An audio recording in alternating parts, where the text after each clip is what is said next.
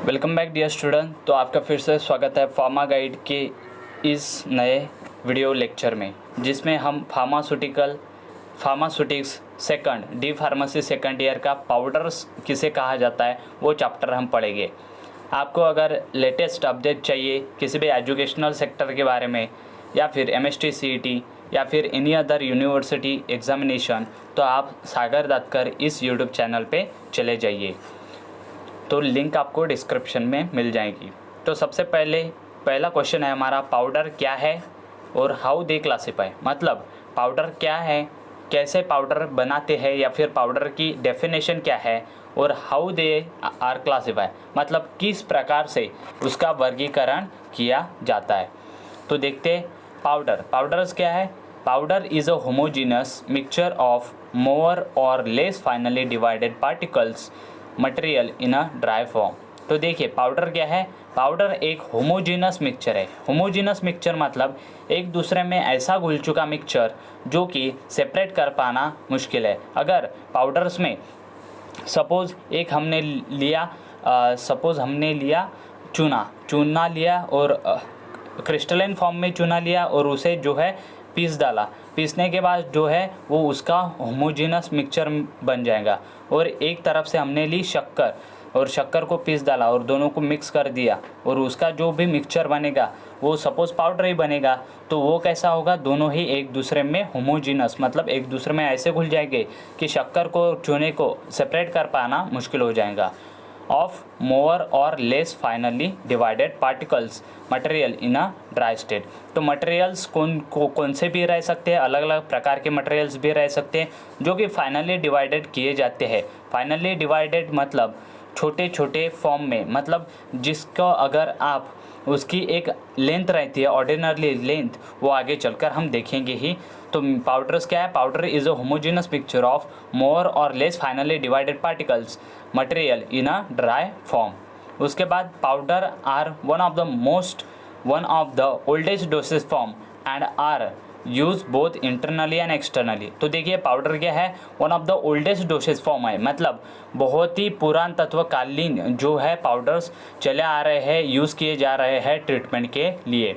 तो यह oldest dosage form है और यह जो है इंटरनली और एक्सटर्नली दोनों ही प्रिपरेशन के लिए मदद करता है। मतलब इंटरनल चोट के लिए भी पाउडर का इस्तेमाल किया जाता है ऑपरेशन के वक्त, और एक्सटर्नली भी जो है पाउडर का इस्तेमाल किया जाता है। उसके बाद तीसरे नंबर पे आता है any material ranging in the particle size from 0.1 to 10,000 micron may be describe as powder. तो देखिए जो भी मटेरियल 0.1 माइक्रोन से लेकर 10,000 माइक्रोन के बीच में आते हैं पार्टिकल्स की साइज़ के मटेरियल्स, उन सभी को हम कहेंगे पाउडर। अगर वो कौन सा भी मटेरियल रहा 0.1 से लेकर 10,000 माइक्रोन के बीच में उसके मटेरियल्स है या फिर उसके पार्टिकल की साइज़ है, तो उसे हम पाउडर करके कंसिडर करेंगे। उसके बाद however the powder use in pharmacy generally have a size between 0.1 to 10 micron. तो देखिए जो भी पाउडर्स इस्तेमाल किए जाते हैं इन द फार्मेसी, उसकी साइज़ जो है लगभग 0.1 माइक्रोन से लेकर 10 माइक्रोन के बीच में रहती है। अब देखते हैं क्लासिफिकेशन ऑफ पाउडर। पाउडर का क्लासिफिकेशन किस प्रकार से जो है पाउडर का वर्गीकरण किया गया है। तो powder for the internal administration. तो देखिए पाउडर फॉर एक्सटर्नल और पाउडर फॉर इंटरनल एडमिनिस्ट्रेशन के लिए जो है इसका पाउडर का क्लासिफिकेशन किया गया है। तो इंटरनल एडमिनिस्ट्रेशन के लिए कौन से पाउडर यूज़ किए जाते हैं वो चेक करेंगे। तो सिंपल एंड कंपाउंड पाउडर जो है वो इंटरनल एडमिनिस्ट्रेशन के लिए यूज़ किए जाते हैं। उसके बाद powders include in कैचेट्स and capsule. जो पाउडर कैचेट्स या फिर कैप्सूल में इंक्लोज रहती है वह इंटरनली लेने के लिए यूज़ की जाती है। उसके बाद कॉम्प्रेस टैबलेट और माउल्टेड टैबलेट तो देखिए कॉम्प्रेस टैबलेट फॉर्म में भी पाउडर अवेलेबल है या फिर माउल्टेड टैबलेट में पाउडर जो है इंटरनली एडमिनिस्टर की जाती है। और ग्रैन्युलर इफरवसन टैबलेट, अगर आपने ग्रैन्युअल देखे होंगे टैबलेट में किसी भी या फिर कैप्सूल में, तो वह जो है पाउडर से बने हुए रहते हैं और वह जो है वो इंटरनल एडमिनिस्ट्रेशन के लिए बनाए हुए रहते हैं। उसके बाद पाउडर्स फॉर एक्सटर्नल यूज़, जो पाउडर एक्सटर्नल यूज़ के लिए प्रिपेयर किए जाते हैं इन द मैन्युफैक्चरिंग यूनिट। तो डस्टिंग पाउडर जो कि बाहर से, इंसप्लेशन, स्नफ्स और डेंटिफ्राइजेस जो है, यह पाउडर के 4 ऐसे फॉर्म हैं जो कि एक्सटर्नल यूज़ के लिए अप्लाई किए जाते हैं। जैसे डस्टिंग पाउडर हो गया, इंसप्लेशन हो गया, स्नफ्स हो गया और डेंटिफ्राइजेस। अगर पाउडर इंटरनल एडमिनिस्ट्रेशन के लिए चाहिए तो सिंपल और कंपाउंड पाउडर इस्तेमाल किए जा सकते हैं। पाउडर जो है कैचेट्स में या फिर कैप्सूल में जो रहती है वही इंटरनल यूज़ के लिए की जा सकती है यूज़। उसके बाद कॉम्प्रेस टैबलेट या फिर माउल्टेड टैबलेट जो रहते हैं वो इंटरनल एडमिनिस्ट्रेशन के लिए यूज़ किए जाते हैं। ग्रैन्युलर इफरवसन जो रहते हैं वो इंटरनल यूज़ के लिए यूज़ किए जाते हैं एज अ पाउडर। अब देखेंगे advantage and disadvantage of powder. Powder के एडवांटेज और डिसएडवांटेज जो है अब हम देखेंगे। तो एडवांटेज क्या है? Easily swallowed, large quantity, easy for administration. तो देखिए जो पाउडर रहता है वो इजीली सॉलोड हो जाता है। अगर इंटरनल यूज़ के लिए हमें पाउडर को लेना है तो वह जो है इजीली पानी में घुल के या फिर मिल्क में, दूध में घुल के जो है हम उसे पी सकते हैं, जैसे कि बॉर्नविटा। तो इस तरीके से इजीली सॉलिड है। अगर लार्ज क्वांटिटी भी रही पाउडर की तो भी हम उसे एडमिनिस्टर कर सकते हैं इन द इंटरनल एडमिनिस्ट्रेशन। जैसे कि हो गया हमारा ORS, ओरल रिहाइड्रेशन सॉल्यूशन के वक्त हमें जो भी पाउडर दी जाती है वह लार्ज क्वांटिटी में रहती है, फिर भी हम उसे इजीली एडमिनिस्टर कर लेते हैं। उसके बाद shows the flexibility in the compounding. ये क्या करता है? फ्लेक्सिबिलिटी शो करता है कंपाउंडिंग के समय।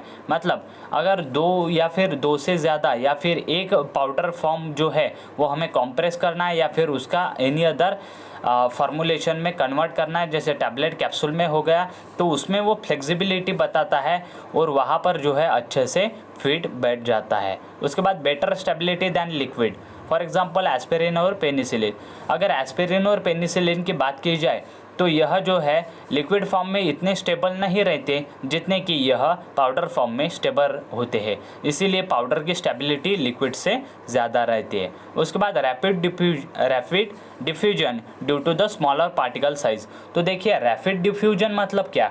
तो रैपिड डिफ्यूजन इसे कहा जाता है जिसमें अगर आपने पाउडर सॉलो की, इजी सॉलो हो जाएगी, वह आपके पेट में जाने के बाद जो है वहाँ से डिफरेंट टाइप्स के एंजाइम उस पर एक्ट होंगे और वह जो है वहाँ पर एब्जॉर्ब होके आपके ब्लड सर्कुलेशन में चले जाएंगे और जहाँ आपको इफेक्ट चाहिए वहाँ पर मिल जाएगा due to smaller particle size. अगर यहीं पर अगर हम पाउडर की जो है या फिर पाउडर नहीं तो लिक्विड या फिर एनी अदर फॉर्म में हम देते हैं तो उसमें क्या होगा कि लिक्विड फॉर्म में दोगे तो उसमें अलग अलग कंपाउंड के साथ वह जो है सॉल्यूशन बना कर देना पड़ेगा और सॉल्यूशन को ब्रेक कर पाना उन एंजाइम्स के लिए, उन जो भी रहते हैं वहाँ पर एंजाइम्स प्रेजेंट या फिर हाइड्रोक्लोरिक एसिड रहता है, उनके लिए दिक्कत का सामना वहाँ पर वो प्रोड्यूस करते हैं। इसीलिए जो भी पाउडर फॉर्म में दिए जाते हैं वो इजीली एंजाइम के साथ रिएक्शन करके आपको रिजल्ट बताते हैं। उसके बाद रैपिड थेरापेटिक इफेक्ट, अगर रैपिडली जो है डिफ्यूजन हो जाएगा, रैपिडली एब्जॉर्प्शन हो जाएगा ड्रग का इन द स्टमक, तो जो भी आपको इफ़ेक्ट चाहिए, जो भी आपको उससे जिसके भी ट्रीटमेंट के लिए आपने वो पाउडर ली है तो उसके ट्रीटमेंट के लिए इफ़ेक्ट जो है वो इजीली मिल जाएगा। मतलब रैपिड थेरापेटिक इफेक्ट आपको प्रोवाइड हो जाएगा। तो एडवांटेज क्या है? इजीली सॉलिड है, large quantity, easy for administration, shows the flexibility in compounding, better stability than liquids, aspirin and penicillin, जैसे कि एस्पिरिन और पेनिसिलिन लिक्विड फॉर्म में उतने स्टेबल नहीं जितने कि पाउडर फॉर्म में। उसके बाद rapid diffusion due to smaller particle size. Rapid diffusion होता है इसका अगर पार्टिकल साइज कैसे रही, कम रही, स्मॉल रही तो। उसके बाद रैपिड डिफ्यूज थेरापेटिक इफेक्ट, जो भी थेरापेटिक इफेक्ट रहता है वह जो है रैपिड थेरापेटिक इफेक्ट रहता है, जल्दी से वहाँ पर इफेक्ट शो करता है। उसके बाद डिसएडवांटेज देखेंगे। डिसएडवांटेज है प्रिपरेशन ऑफ पाउडर, जो भी पाउडर हम बनाते हैं उसकी प्रिपरेशन जो रहती है इज़ अ टाइम कंज्यूमिंग। कैसे है वो टाइम कंज्यूमिंग है, मतलब टाइम जो है वहाँ पर ज़्यादा कंज्यूम करती है। अगर पाउडर किसी भी पाउडर को बनाना है तो उसे एक्सट्रैक्ट करना पड़ेगा, फिर उसे कूटना पड़ेगा, पीसना पड़ेगा, और फिर उसे जो छन्नी रहती है उससे क्या करना पड़ेगा, बारीक जो भी पार्टिकल्स रहते हैं उसकी साइज से अलग अलग करना पड़ेगा। तो वह जो है प्रिपरेशन ऑफ पाउडर्स जो है टाइम कंज्यूमिंग प्रोसेस है। उसके बाद not suitable due to the unpleasant taste. देखिए जो डिसएडवांटेज है इसका सेकंड, तो वो है not suitable due to unpleasant taste. Unpleasant taste मतलब अगर कोई कोई पाउडर कैसे रहते हैं, बिटर रहते हैं, कोई कोई स्वीट रहते हैं, कोई कोई कैसे रहते हैं जो है यहाँ पर एसिडिक रहते हैं या फिर एनी अदर टेस्ट में रहते हैं, अनप्लीजेंट रहते हैं, तो वह जो है वो बच्चे नहीं लेते या फिर बूढ़े नहीं लेते या फिर एडल्ट पर्सन भी पाउडर को जो है प्रेफर नहीं करते, इस वजह से due to the unpleasant taste. और उसके बाद पाउडर जो है हाइग्रोस्कोपिक ड्रग है। हाइग्रोस्कोपिक मतलब बाहरी एटमॉस्फेयर से क्या करेगा, वो मॉइस्चर एब्जॉर्ब करेगा। ड्यू टू सर्टन ड्रग्स क्या करते हैं, डेटोरियोरेट हो जाते हैं due to moisture, oxygen and carbon dioxide. तो देखिए जो भी हम यहाँ पर हाइग्रोस्कोपिक ड्रग के बारे में बात कर रहे हैं वही ड्रग क्या करेंगे, डेटोरियोट होना चालू कर देंगे। डेटोरियोरेट मतलब जो भी उनकी प्रॉपर्टी है वो चेंज करना, स्टेबिलिटी चेंज करना due to the moisture, oxygen और कार्बन डाइऑक्साइड। क्या होता है कि मॉइस्चर का उस पर इफेक्ट पड़ता है, वहाँ पर रिएक्शन होती है, ऑक्सीजन से उसका ऑक्सीडेशन होता है, कार्बन डाइऑक्साइड से कार्बोक्सिलेशन होता है। तो इस प्रकार से जो है पाउडर में डिफरेंट टाइप्स ऑफ क्या होते हैं, वहाँ पर डेटोरियोरेशन वहाँ पर पाउडर का फॉर्म होता है। इसीलिए जो है यह इसके 3 मेन डिसएडवांटेज है। पहला, preparation of powder is time consuming. Second, not suitable due to the unpleasant taste and hygroscopic nature. उसके बाद certain drugs deteriorate due to moisture, oxygen and carbon dioxide. तो कुछ ड्रग क्या होते हैं, मॉइस्चर, ऑक्सीजन और कार्बन डाइऑक्साइड की वजह से डेटोरियोरेट हो जाते हैं। अगर आपको वीडियो अच्छी लगती है तो चैनल को ज़रूर सब्सक्राइब कर दीजिएगा और वीडियो को लाइक कर दीजिएगा। Thank you very much for watching the video till and. इसी प्रकार के वीडियो देखने के लिए हमारे चैनल पे बने रहिए।